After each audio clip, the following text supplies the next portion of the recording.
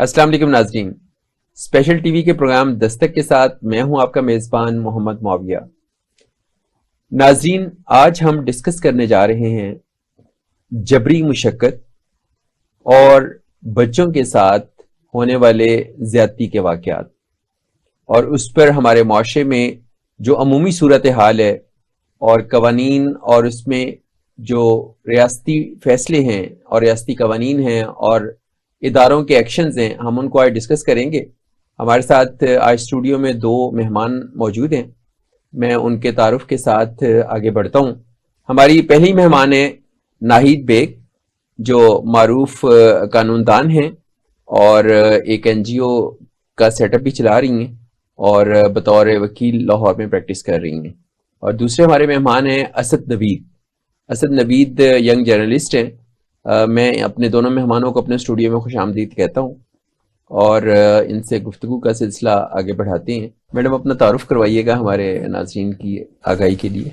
जी, मेरा नाम नाहिद बेग है और मैं लाहौर हाई कोर्ट में प्रैक्टिस करती हूँ। इसके साथ साथ मैंने जो भी सोशल इश्यूज उठ जाते हैं उनके ऊपर ना सिर्फ बात करती हूँ बल्कि उनके लिए जो है काफी ज्यादा जो है हम वॉइस और साथ साथ उसके जो भी कोई रिट पिटीशन दायर करनी हो, उसके खिलाफ कोई आवाज उठानी हो या उसके लिए कोई भी हमने रिप्रेजेंटेशन फाइल करनी हो तो उसके लिए भी हम काम करते हैं।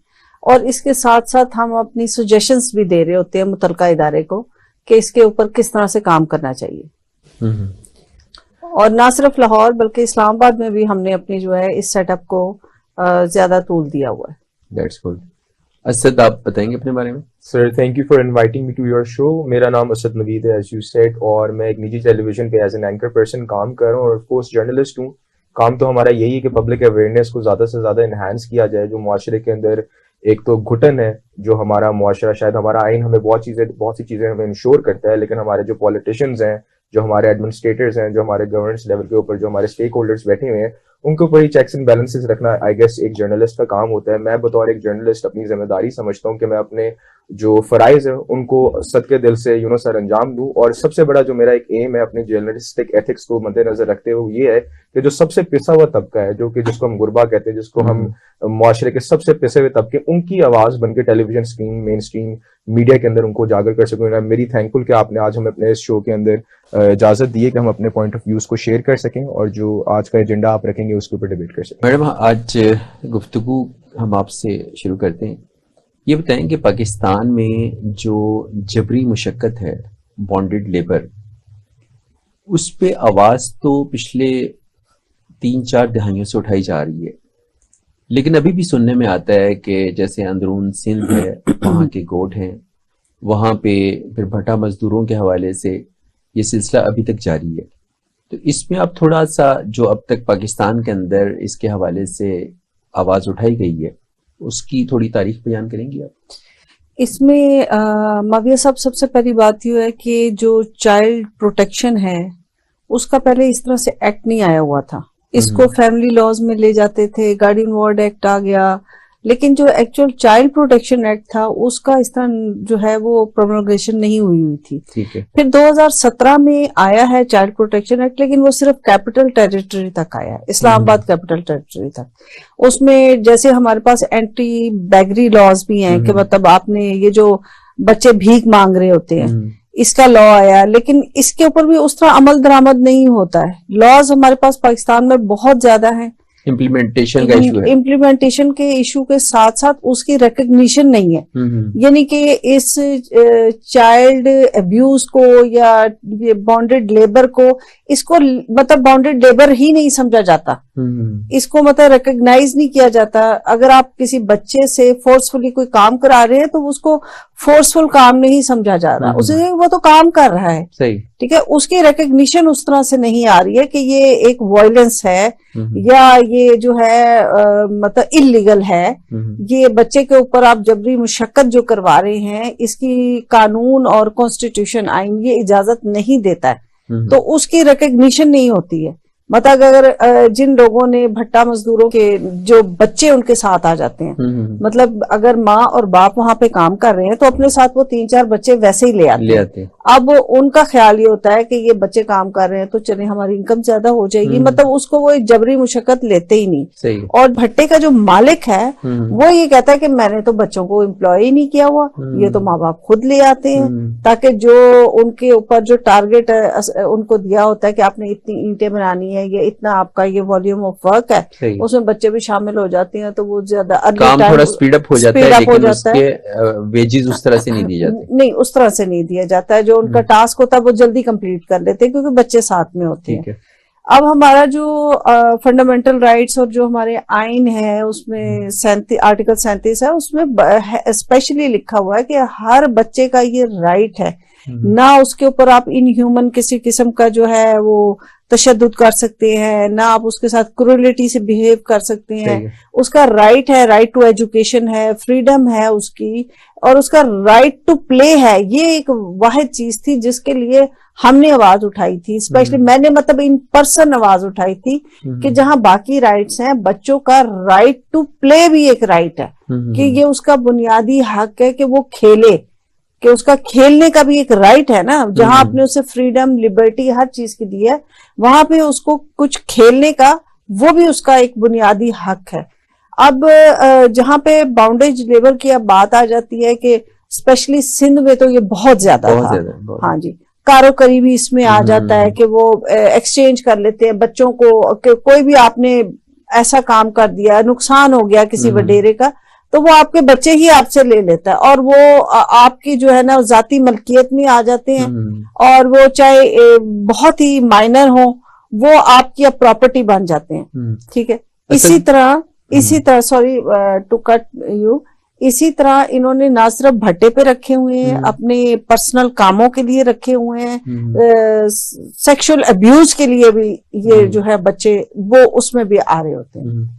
जैसे ये बताएं कि वालिदैन को क्या ये आगाही नहीं है कि ये इनके स्कूल जाने की उम्र है, इनके पढ़ने की उम्र है, तो वो उसके बारे में सोचें और वो उनको अपने साथ काम पे लगा लेते हैं। इवन आप चौकों चौराहे पे देखते हैं, चौकों चौराहों पे देखते हैं कि बच्चे भीख मांग रहे हैं, माएँ हैं वो लेके बैठी हुई हैं साथ, बच्चा अभी गोद में है और वो पहले दिन से ही ऑब्जर्व कर रहा है कि मेरे पेरेंट्स किस तरह से मांग के ला रहे हैं और हम लोग खा रहे हैं। सर आगाही तो है, जो भी अपनी वालिदैन अपने बच्चों को मजदूरी करते देखेगा, मेरा नहीं ख्याल कि वो उस चीज में खुश होगा। 22 करोड़ की हमारी यहाँ पे आबादी है, 22 करोड़ की आबादी का मेन जो मुझे रीजन नजर आता है, एज अ ह्यूमन चाइल्ड हम उसको सोर्स ऑफ इनकम के तौर पे ट्रीट करते हैं। मेरे घर में अगर माली मावरत ना हो रही हो, मेरे घर में कमाने वाला एक हो, मेरी भी कोशिश होगी कि यार ज्यादा से ज्यादा हाथ बटाया जाए और ज्यादा से ज्यादा लोग इसके अंदर कंट्रीब्यूट करें, बेशक इसको मुशक्कत के तौर पे लिया जाए। अगर हम अपने आप को इस चीज पे एक्सेप्ट कर लेंगे कि यार मुशक्कत के बाद भी मुझे रोजी रोटी मिल रही, I will go for that मुशक्कत। यहाँ पे स्टेट की जिम्मेदारी आती है कि जो हम यहाँ पे हमने सिग्नेटरीज हैं, जो हमारा आइन जिसके अंदर जो दस्तूर के अंदर जो हमें चीजें लिखी गई हैं, जिस तरह इन्होंने आर्टिकल 37 बताया, आई गेस आर्टिकल 11 हमें इस चीज की निशानदेही करते हैं कि 14 साल से उम्र कोई भी बच्चा होगा उस पर आप लेबर नहीं इन्फोर्स कर सकते। लेकिन क्या करें, मुआशरा इस तरह का। अब चलें, जो पेरेंट्स करवा रहे हैं वो तो करवा रहे हैं, लेकिन जो उनसे काम ले रहे हैं वो हम लोग हैं जो इस मुआशरे पे बैठे हैं। आप चले मेरे साथ किसी साइकिल का आपने पंचर लगवाना है, आपको बच्चा पंचर लगा के देगा। आप किसी टायर शॉप में चले, आपको बच्चा लगा के देगा। आपने अपने आप अच्छे साहिब हैसियत घर से ताल्लुक रखते हैं, आपका बच्चा पैदा होगा, आपकी पहली प्रायोरिटी होगी कि यार कोई 10-12 साल का बच्चा आ जाए जो मेरे बच्चे को हैंडल करे। ये तो हम लोग है ना, हम तो और मुशक्कत हम लोग उस पर डाल रहे हैं। जो लोग ये काम कर रहे हैं उनका एक पिछला बैकग्राउंड है, वो सदियों से ये करते आ रहे हैं, उनकी हैबिटेशन इस तरह से हुई है कि वो अपने आप को इस माइंडसेट में रखते हैं कि हमने 10 साल 8 साल की उम्र में काम शुरू कर देना है। ना उन्होंने ओ लेवल्स करना है, ना उन्होंने मैट्रिक करना है, ना जाके उन्होंने बाहर की तालीम हासिल करनी है, ना उन्होंने बड़ी जॉबें करनी है, ना उन्होंने CSS करना है। उनका मेन ऑब्जेक्टिव ये है कि यार जितने हाथ होंगे उतने पैसे आएंगे। अगेन यहाँ पे मैं रियासत की बात करूंगा। रियासत में देखें, there is a very good saying, Ishrat Hussain साहब ने अपनी बुक गवर्निंग द अनगवर्नेबल में कही हुई कि Pakistan is really good in making policies but really bad in implementing them. Policies हमारे पास यहाँ पे पड़ी हुई है, आप आइन दस्तूर खोल के देखें, हर चीज वहां पे वाजे तौर पे लिखी, क्या करना है क्या नहीं करना। जब इम्प्लीमेंटेशन की बात आती है तो हमारे मसाइल इस तरह के। 22 करोड़ की आबादी देखें, हम बार बार कहते हैं स्टेट के लिए 22 करोड़ की आबादी एक सर का दर्द बन चुकी है। स्टेट के लिए ये एक बहुत बड़ा चैलेंज बन चुकी है। लेकिन जिन घर में 5-6 बच्चे आ रहे हैं उनके लिए शायद ये बायस एक एक हवाई रहमत आ रही है, बायस रहमत आ रही है। वो इस चीज को इस तरीके से ट्रीट करें। हम ऑपोजिट डायरेक्शन में जा रहे हैं। जब तक हम, हमारी सोसाइटी, हमारा स्टेट एक ही जगह पैरेलल होके नहीं चलेंगे, ये एक ऐसा कॉन्ट्रडिक्शन है जो दोनों मुआशरे को भी तबाह करेगा और फैमिलीज को भी तबाह करेगा और बच्चों का बचपन भी। अच्छा, इसमें मैंने एक तो स्कूल्स के अंदर टीचर्स से जब पूछा कि यहाँ पे आपको सबसे ज्यादा इशू क्या है, उन्होंने कहा कि सबसे इशू ये है कि जो गरीब फैमिलीज के बच्चों को हम लेके आते हैं गवर्नमेंट स्कूल्स में, तो कुछ अरसे के बाद वो छोड़ जाते हैं, और हम उनको जब दोबारा जाके पेरेंट्स की मिन्नत करते हैं कि इनको भेजें स्कूल में, तो वो कहते हैं कि जी पढ़ के भी की करना, नौकरी तो लब्धी नहीं। और फिर वो वालिदैन ये कहते हैं कि जितनी देर में इसने मैट्रिक करना है, 15-16 साल की उम्र में पहुंचना है, उतनी देर में एक कारीगर बन चुका होगा, ये मोटरसाइकिल मैकेनिक बन जाएगा, ये कोई और काम सीख लेगा, तो स्कूल जाने का फायदा क्या है? ये भी एक माइंडसेट है। ये एक माइंडसेट बिल्कुल है, लेकिन आप ये देखें कि इस चीज में हमारी न सिर्फ स्टेट बल्कि हमारा जो सोशल इस वक्त हमारा इम्पैक्ट है, ये सब में भी एक जो है ना इस आवाज को उठाने की जरूरत है। ये नो डाउट के बहुत सारे ऐसे बच्चे हैं, और चूंकि पॉपुलेशन फैक्टर बहुत ज्यादा है, आप एक घर का दरवाजा खोलते हैं, अंदर से 5-6 बच्चे निकलते हैं। अब ये इतनी एक तो पॉपुलेशन कंट्रोल होनी चाहिए। अच्छा, लेकिन मैडम चाइना ने भी तो अपनी आबादी जो है उसको किसी काम पे लगाया है।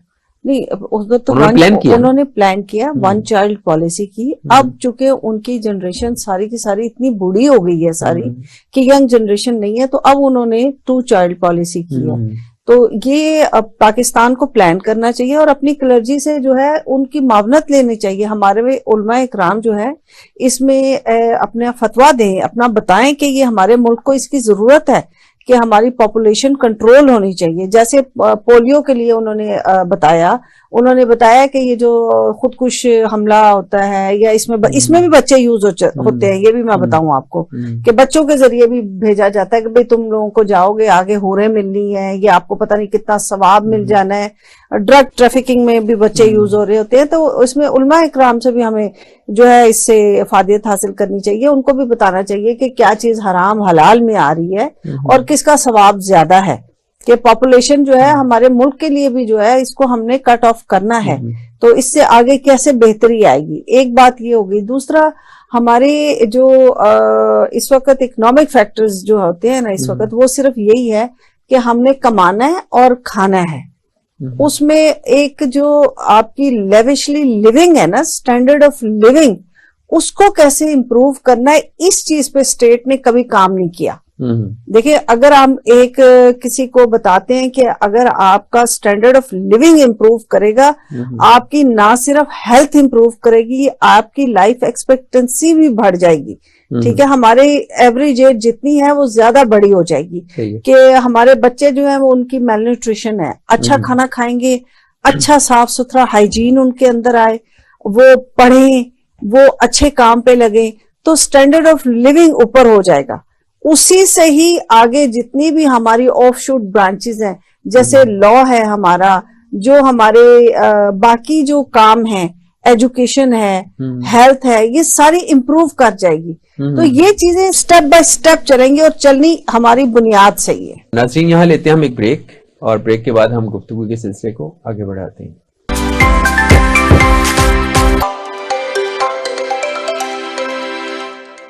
The Knowledge School and ILM Group of Colleges आला तालीमी मयार के हामिल 2 नेटवर्क में सरमायाकारी करें और शानदार तालीमी मिरास का हिस्सा बनकर मस्बत तब्दीली लाएं। सरमायाकारी, अताए इख्तियार, रहनुमाई।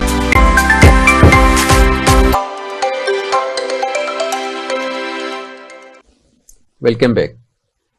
असद, आप ये बताइए कि जैसे मैडम ने कहा कि हमारी जो तेजी से बढ़ती हुई पॉपुलेशन है वो भी रियासत के सिस्टम को मैनेज करने के लिए एक चैलेंज है।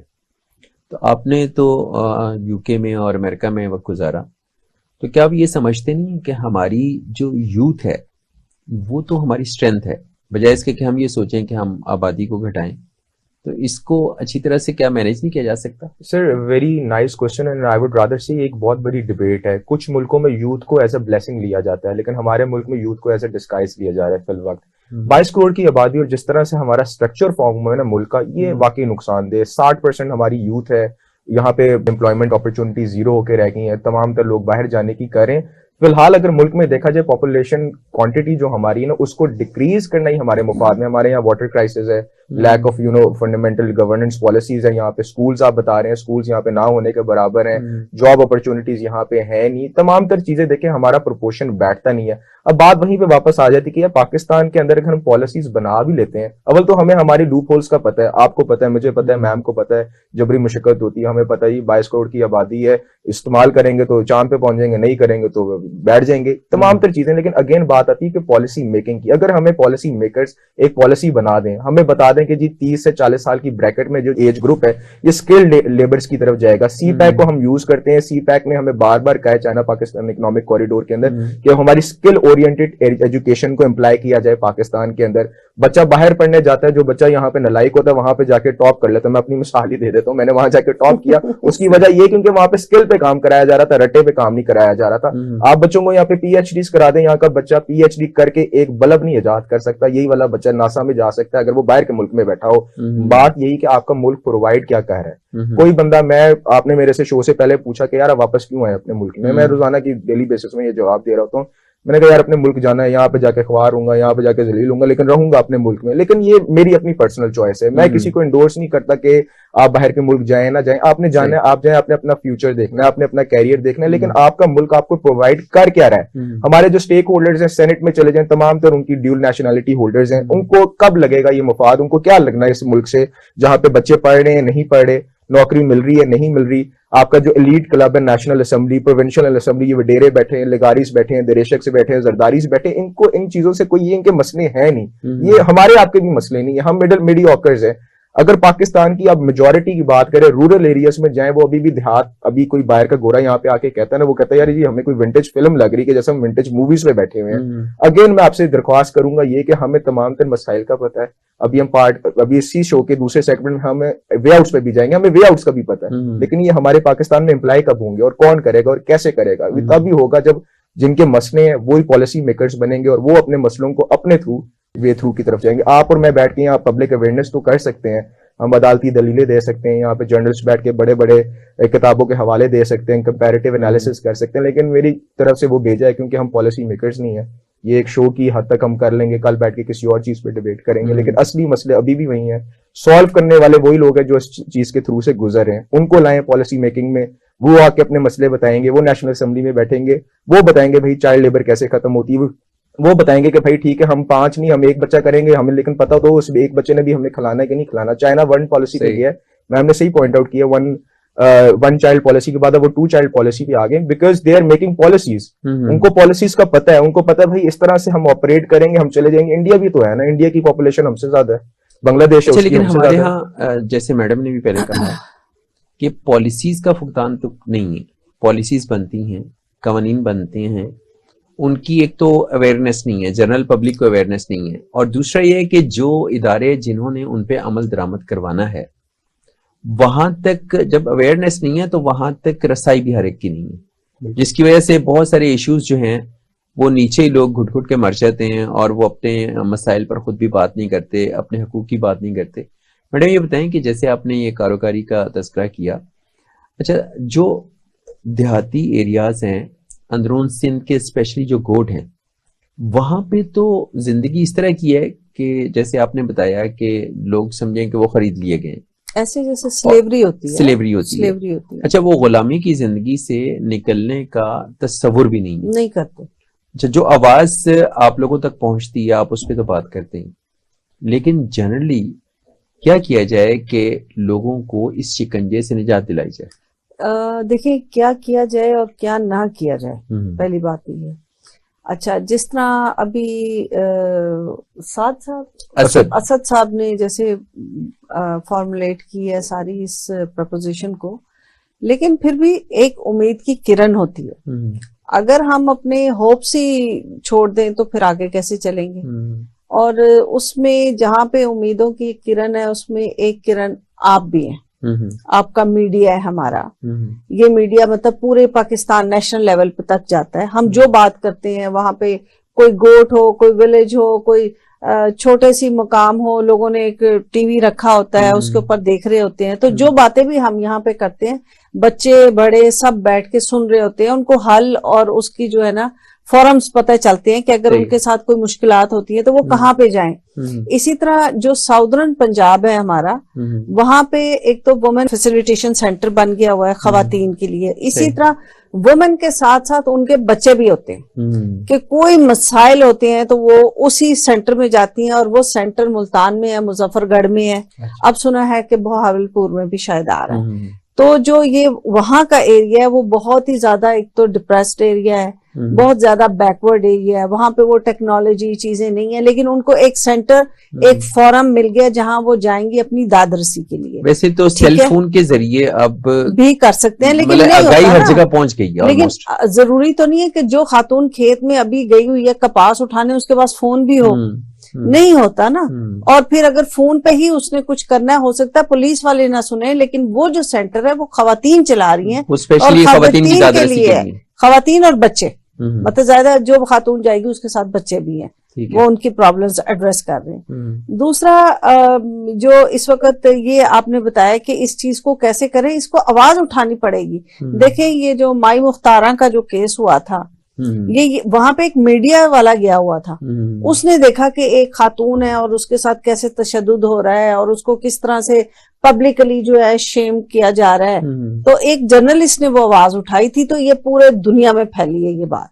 ठीक है, तो ये मीडिया का और आप लोगों का इसमें बहुत बड़ा रोल है, किस तरह से आप इसको पॉजिटिवली ले जा सकते हैं, आप बच्चों में बड़ों में इसकी किस तरह से अवेयरनेस दे सकते हैं। तो ये भी जहां बाकी रास्ते हैं वहां ये भी एक उम्मीद की किरण है।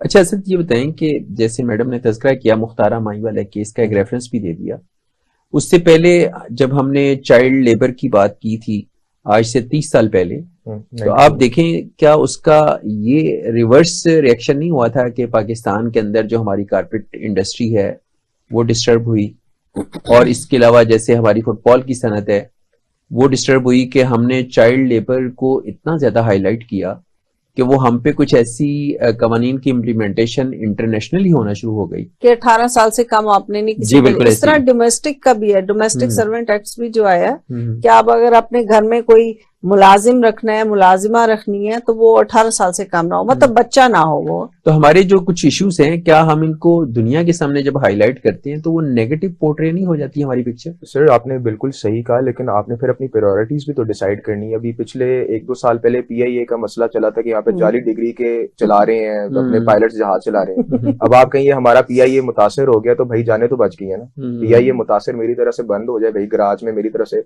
पहिए पे समुद्र से आप ट्रेवल कर लो, लेकिन उस बंदे के थ्रू ट्रेवल ना करो जिसका ये काम नहीं है।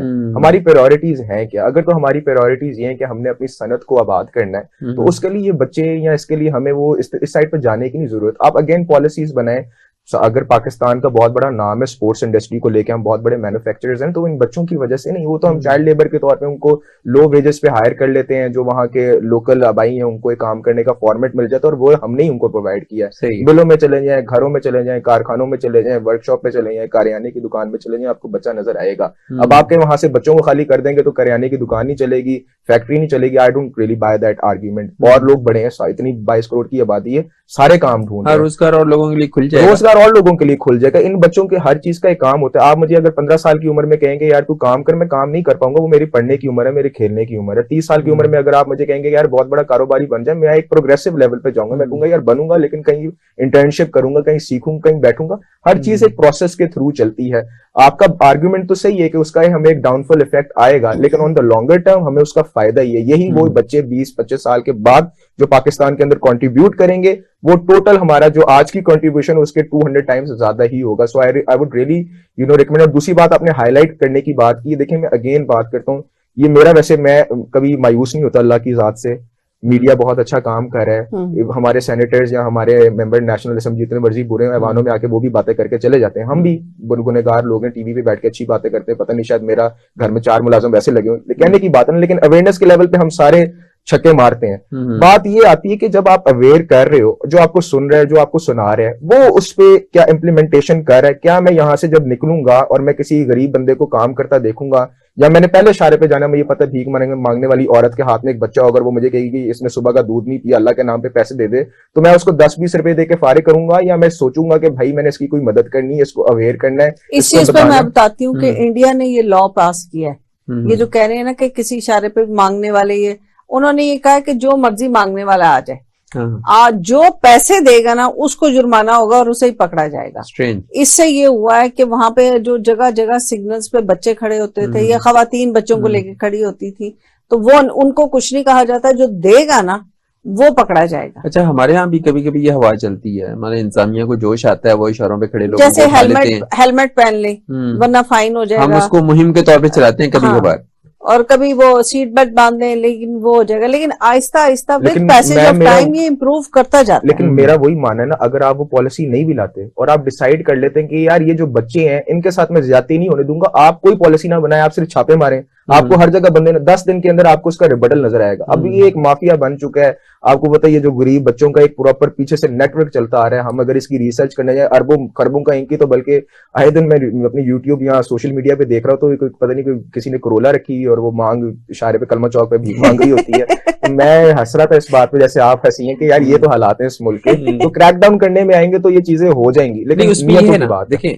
बच्चे आप इशारों से उठा लें, लेकिन आगे उनके लिए कोई सिस्टम हो ना, चाइल्ड प्रोटेक्शन ब्यूरो है, उनके लिए स्कूल्स हो। नहीं, चाइल्ड प्रोटेक्शन ब्यूरो है, गवर्नमेंट ने ये रखा, गवर्नमेंट ऑफ पंजाब के पास है ये चाइल्ड प्रोटेक्शन ब्यूरो है, और उन्होंने तो अपनी हेल्पलाइन भी बनाई हुई है। आई थिंक 1121 है कुछ इस तरह से, या फिर 1121, यस, कुछ हो सकता है मैं गलत हूँ, लेकिन 1121 है कि कहीं भी आप किसी बच्चे को वो करते हुए कोई उसके ऊपर तशद्दुद कर रहा है या मेल ट्रीट कर रहा है उसको, या कोई ऐसा आप देखें कि बच्चे के साथ नाइंसाफी हो रही है, किसी ने अंडर एज बच्चे को कहीं डिप्लॉय किया हुआ है या वो भीख मांग रहा है, तो आप फौरन इधर जो है, या लावारिस पड़ा हुआ है, नशे में गिरा हुआ है, सड़क के किनारे कहीं मिला है, तो आप फौरन इतला करें, वो आएंगे और वो ले जाएंगे। तो अभी तक तो वो ब्यूरो से ही काम कर ही रहा था, मेरा यहाँ पे थोड़ा सा पॉइंट उसको ले जाके वहां पे वो फिर प्रोबेशन पे उन बच्चों को एक तो रखते हैं और उनको कुछ जो जिस एज वाइज उनको जो है वो सिखा पढ़ा भी रहे हैं, जो मैंने देखा है। SOS विलेज में भी ऐसे ही हो रहा है। मैं बस इसमें ये ऐड ऑन करना चाहता हूँ, वो सायरा अहमद जी उनकी चेयरपर्सन और बड़ा अच्छा इसको हैंडल कर रही है, लेकिन आप देखें एक तो पंजाब की हद तक महदूद है, पंजाब में भी सिर्फ 15 डिस्ट्रिक्ट्स के अंदर वो काम कर रही है, 16वें डिस्ट्रिक्ट पे उनका कोई चार्ज नहीं है। और पाकिस्तान के अंदर अगर आप अगेन 22 करोड़ की आबादी की बात करते हैं, मिसाल हमने फिर सिंध से शुरू की थी, सिंध में चाइल्ड ब्यूरो प्रोटेक्शन का कोई मैकेनिज्म नहीं पाया जाता। NGOs काम कर रही हैं, IGOs काम कर रही हैं, ना सूबाई लेवल पे कोई काम हो रहा है, ना वफाकी लेवल पे काम हो रहा है। लेकिन जब 18वीं तरमीम आ गई तो उसके तहत ये हुआ कि हर सूबे की इंडिपेंडेंस होगी, वो अपनी मर्जी से अपने कवानीन अख्तियार हो गए। उसी के थ्रू जैसे अब सिंध में चाइल्ड मैरिज एक्ट आ गया हुआ है कि 18 साल से कम शादी हो ही नहीं सकती, वो निकाह खां का उसका लाइसेंस खत्म हो जाएगा, वो मतलब वो एक वैलिड ही नहीं होगी। बेशक शरन वो ठीक होगा कि आपने कबूल कर लिया, उसने भी कबूल कर लिया, हो गया, लेकिन वो एक उसकी जो है ना रजिस्ट्रेशन नहीं होगी, वैलिडिटी इन द डॉक्यूमेंट्स नहीं होगी। तो ये एक बड़ा अच्छा एक्ट जो है उन्होंने पास किया। सिंध पंजाब में ऐसा है ही नहीं, पंजाब में आप कर लें, बेशक वो बोलते रहेंगे ये, लेकिन वो वैलिड हो जाएगी, आप उसको नादरा में हर चीज सर्टिफिकेट भी आपको मिल जाएगा, अंडर एज होगा, लेकिन वो जी कहेंगे जी शरण। तो ये चीज यहाँ नहीं है। इसी तरह ये जिस तरह कह रहे हैं कि जी इतने कुछ सिटीज हैं उसमें ये चाइल्ड प्रोटेक्शन ब्यूरो बन गया, बाकियों में नहीं बना, वो पॉपुलेशन वाइज किया गया है। सही। अब आप यहाँ से अगर किसी ऐसी जगह चले जाते हैं जैसे फॉर एग्जाम्पल कोई ओकाड़ा या small town, I should say कि वहां पे आपको वो बैगरी नहीं नजर आएगी। जो बैगरी आपको नजर आएगी मुल्तान में, इधर फैसलाबाद में, लाहौर में, बड़े शहरों में, क्योंकि इकोनॉमिक एक्टिविटी यहाँ ज्यादा है, इंडस्ट्री है, कारोबार है, तो यहाँ पे वो लोग ज्यादा आ जाते हैं। ये एक अपॉर्चुनिटी है, जैसे लोग छोटे शहरों से बड़े शहरों में माइग्रेट होते हैं कमाने के लिए, ये भीख मांगने के लिए। अच्छा, फिर ये भी सीजनल होते हैं कि ईद आ रही है, सारा का सारा, रमजान आ रहा है, सारे के सारे भर भर के ट्रक्स में आ रहे होते हैं कि अब हमने मस्जिदों के बाहर और इधर कई जगहों पे खड़े हो जाना है और हमने भीख मांगनी है। और उन्हें अपने एरियाज भी डिफाइन किए हैं। मैं आज दोपहर में देख रहा था बच्चों को, जब स्कूल से लेके मैं घर जा रहा था तो मैं देख रहा था कि एक इशारे पे 3 बेगर्स आपस में लड़ रहे थे और झगड़ा यही था कि ऐसे मैं खिलौना है, तू क्यों आया। अब इसमें जो है ना ट्रैफिक वार्डन्स को ये अथॉरिटी दी गई है कि अगर वो देखें कि कोई भीख मांग रहा है या गाड़ी के करीब जा रहा है और कोई ऐसी सस्पिशियस सी एक्टिविटी कर रहा है, तो ये दे आर एम्पावर्ड कि वो उसको पकड़ सकते हैं, उसको हवाला पुलिस कर सकते हैं उसकी जुरिस्डिक्शन में जो आ रहा होता है इस तरह से।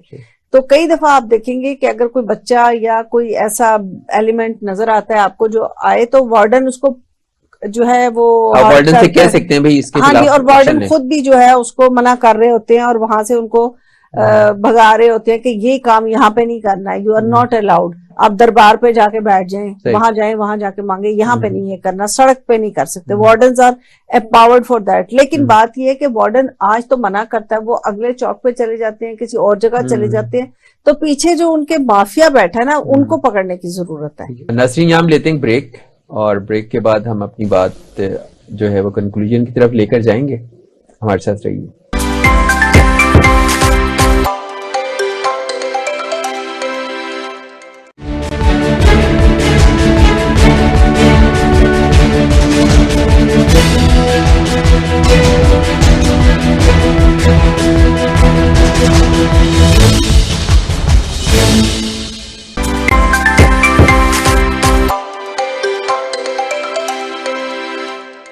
Welcome back. असद, ये बताइए कि जैसे मैडम अभी बात कर रही थी, हमारे यहाँ जो इम्प्लीमेंटेशन के इश्यूज हैं वो मौजूद हैं। ऐसे में अगर हम इस सारे सिस्टम को दुरुस्त करना चाहें कि हमारे यहाँ जो स्लेवरी है उस पर भी काबू पाया जा सके और जो घरों में काम करने वाली बच्चियां हैं, लड़के हैं, इनका जो इस्तेहसाल होता है वो भी रोका जा सके, उसके लिए एट लार्ज हमें क्या करना होगा? सर, एट लार्ज मैं कहूँगा एक तो आपकी शॉर्ट टर्म प्लानिंग होनी चाहिए और एक लॉन्ग टर्म प्लानिंग होनी चाहिए। लॉन्ग टर्म प्लानिंग के अंदर जो 2 चीजें आती है मेरी नजर में, वो एक तो एजुकेशन सेक्टर आपका बहुत ज्यादा स्ट्रांग हो और दूसरा लॉन्ग टर्म के अंदर आपके जो लॉ इम्प्लाइडिंग आपके अबाइडिंग जितने भी इदारे हैं उसके अंदर हमारी रिप्रेजेंटेशन। हमारे से मुराद हुआ कि जो बंदा इसका इफेक्टी है, जो विक्टिम है, वो अपने आप को वहां पे आके किसी तरीके से रिप्रेजेंट करे। लेकिन ये लॉन्ग टर्म है, ये 1-2 साल की बात नहीं है, 2-4 साल की बात नहीं है। ये तो पहले मुल्क अपने खाने पीने के मसलों से निकलेगा, फिर हम कहेंगे जी हमारा ये भी मसला है।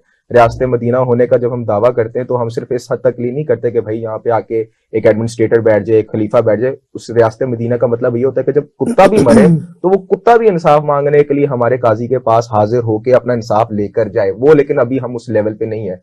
शॉर्ट टर्म के अगर मैं गोल्स की बात करूं तो शॉर्ट टर्म तो बड़े ड्रास्टिक्स हैं। उसके अंदर आप रिजिड इंप्लीमेंटेशन करें, जैसे मैम ने ब्रेक से पहले हमें बताया कि जो हमारे वार्डन्स हैं ये उस पर नजर रखें, फौरी तौर पे बताएं।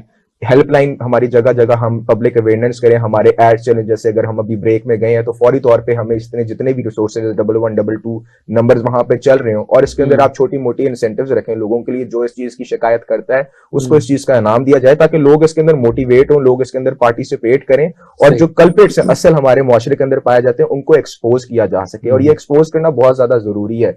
मैं हमेशा बात करूं, देखिए मैं बड़े बड़े अब आप EOBI है, सोशल सिक्योरिटी है, वेलफेयर का यहाँ पे सिस्टम नहीं है, सोशल सिक्योरिटी यहाँ पे नहीं पाया जाता।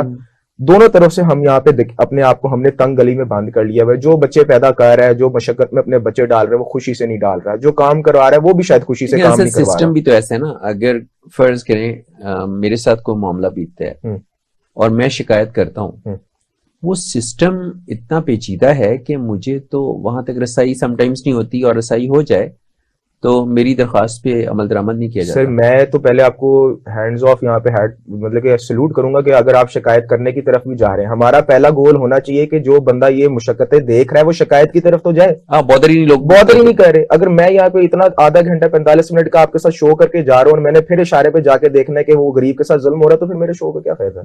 ये तो फिर हम इस बातें कर रहे हैं ना, बातें करने के लिए बड़ी हैंडसम बातें, ऑनेस्टली बड़ा अच्छा लगता है। घर बैठ के मेरे भी घर वाले देखेंगे यार बच्चा वाकई बाहर से पढ़ के आया है। लेकिन मुझे खुशी तब होगी, मैं अपने ईमान के साथ तब सकाऊंगा, मैं तब मोमेंट कहलाऊंगा जब मैं अंदर से जो बात कर रहा हूँ और आप लोगों के साथ बात कर रहा हूँ और मैं सच के दिल से कह रहा हूँ। मुझे मैं यहाँ फेम लेके चला जाऊँ, अच्छी बातें कर लूँ, चीजें सोशल मीडिया पे अपलोड कर लूँ, मेरे लिए तो बहुत बेहतरी है, शायद मैं अच्छा हो जाऊंगा।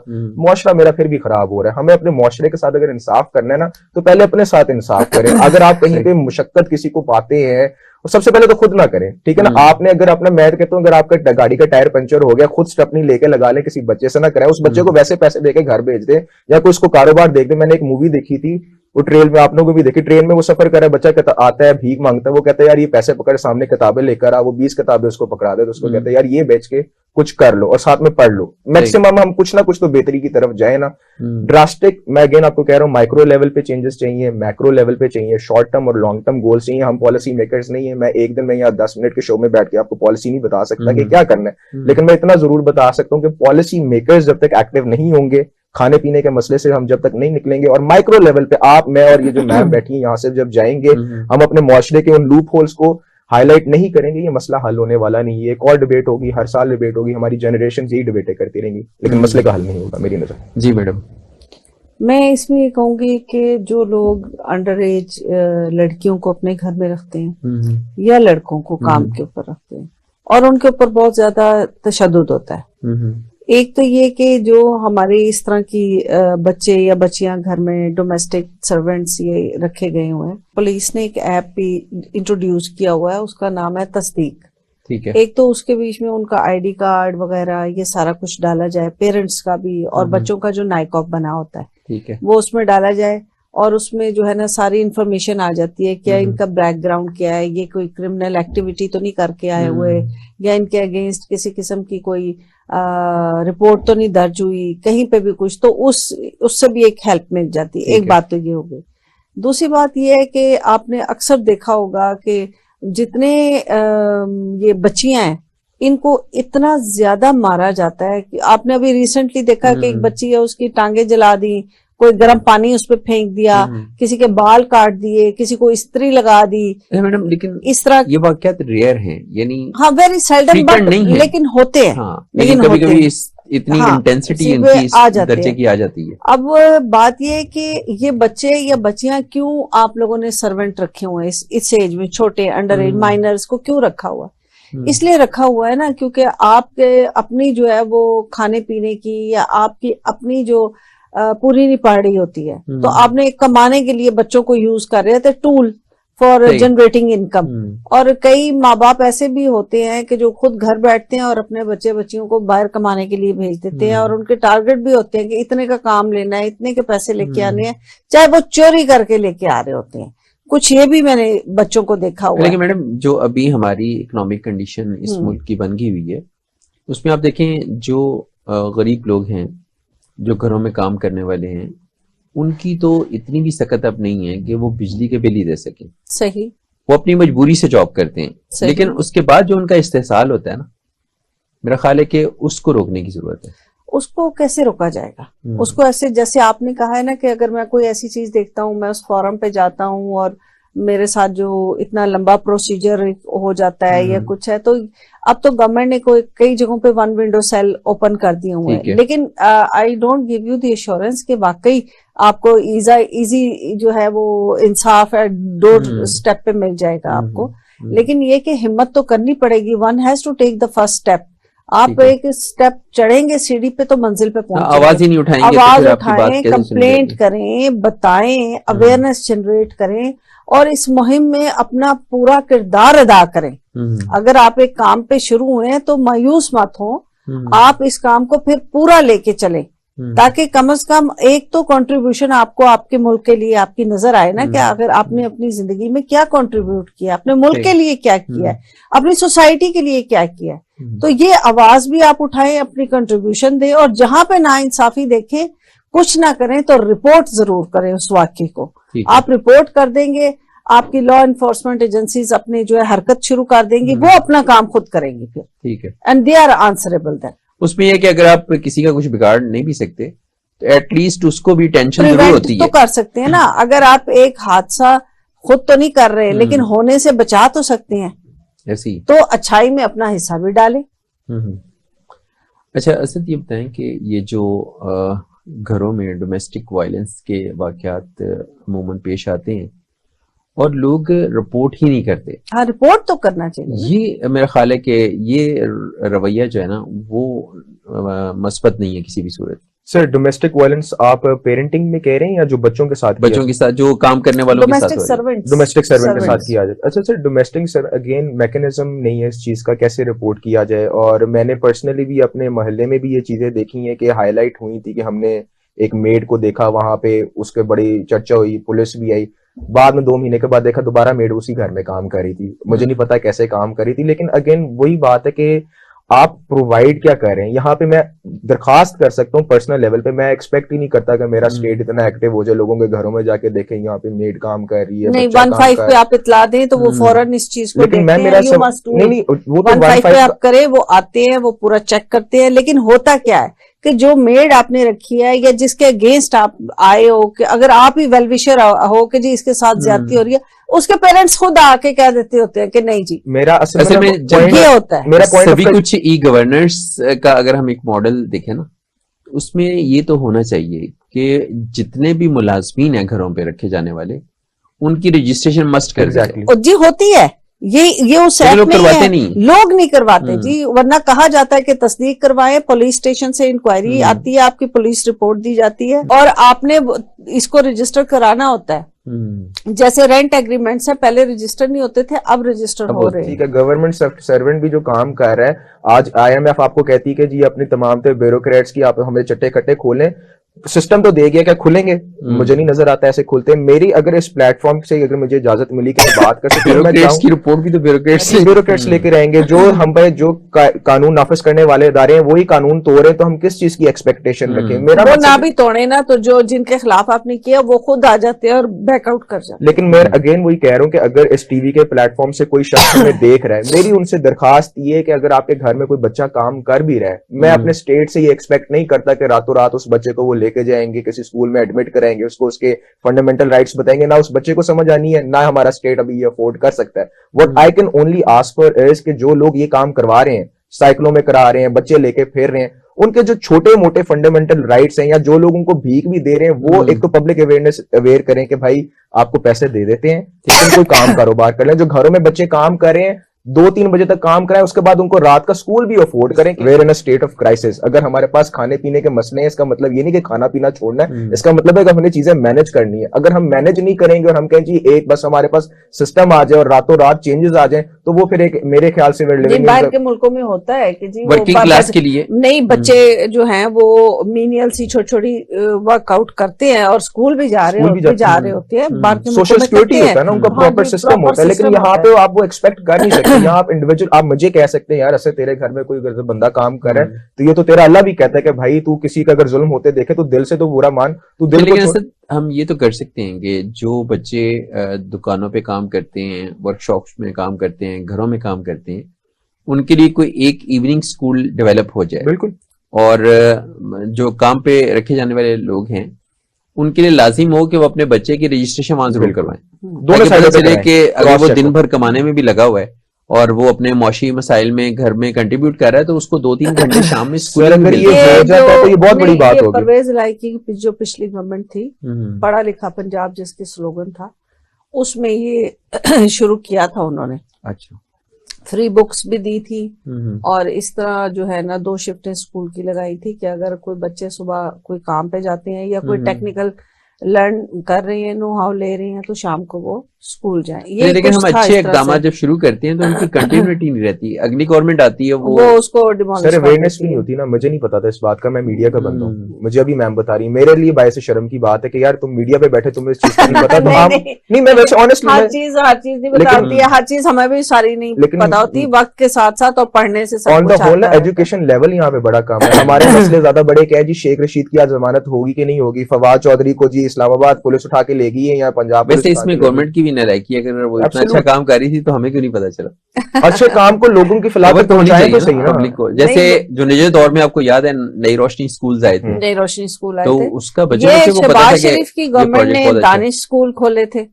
ठीक है, इस तरह से हर गवर्नमेंट ने अच्छा काम करने की पूरी कोशिश की, लेकिन उसका मेरे ख्याल टेन्योर खत्म हो जाता है। रेस्क्यू डबल और वन डबल टू डबल जैसे वन जो डबल काम टू है, देखे बड़े इतना अच्छा valuable रहे। इसने परवेज लाई ने ये शुरू किया था। और भी बहुत सारे ऐसे प्रोजेक्ट्स हैं हम्म। जो जहां जिसको जरूरत पड़ती है तब पता चलता है। ऐसे। अब ये इमरान खान की गवर्नमेंट ने ये सेहत कार्ड बहुत अच्छा किया, बहुत सारे गरीब गुरबा बहुत उनके लोगों को बड़े इससे फायदा हुआ। बहुत लोगों को फायदा हुआ कामयाब है। जवान प्रोग्राम भी एक अच्छा उन्होंने किया। मतलब और बहुत सारी चीजें, बहुत सारी गवर्नमेंट ने बहुत सारे काम किए होते हैं, लेकिन प्रायोरिटीज और होती है।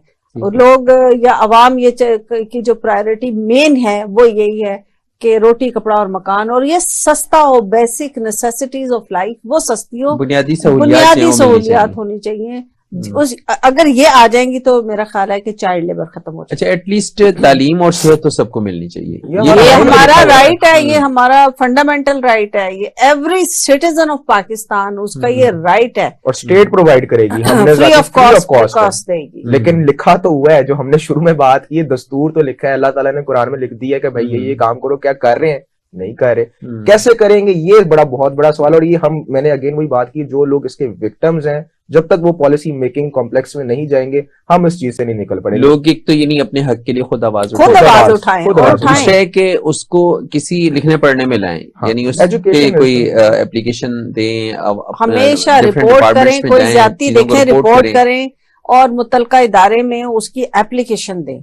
किसी भी, अब तो पोर्टल्स है, प्राइम मिनिस्टर का भी और सीएम का भी पोर्टल है, उधर भी जो है इसको रिपोर्ट करें। खवातीन के साथ कोई ज्यादती होती है तो जो वुमेन प्रोटेक्शन एक्ट के तहत वो वुमेन अम्बड्सपर्सन को खुद दी जा सकती हैं, तो वो उधर भी ऑनलाइन रिपोर्ट करें। अब तो बहुत सारी इस तरह की चीजें आ गई हैं कि बहुत सी एप्स आ गई हैं जिनके थ्रू आप रिपोर्ट करें। तलब कर सकते हैं। जी बिल्कुल। थैंक यू वेरी मच आप दोनों मेहमानों का बहुत शुक्रिया। नाजरीन, आज हमने अपने मेहमानों के साथ ये डिस्कस किया कि पाकिस्तान में जो चाइल्ड लेबर है और जबरी मुशक्कत है उसके क्या इश्यूज हैं, और उसमें हमारी रियासत के अंदर कौन से कवानीन हैं और अमल दरामद में कहाँ प्रॉब्लम आ रही है। और मुझे उम्मीद है कि आपको आज हमारे मेहमानों की गुफ्तगू से बहुत ज़्यादा आगाही मिली होगी, और हमारे प्रोग्राम को इम्प्रूव करने के लिए अपना फीडबैक ज़रूर दीजिएगा। अपने मेज़बान मोहम्मद मुआविया को आज के इस प्रोग्राम के साथ इजाज़त दीजिए। अल्लाह हाफिज़।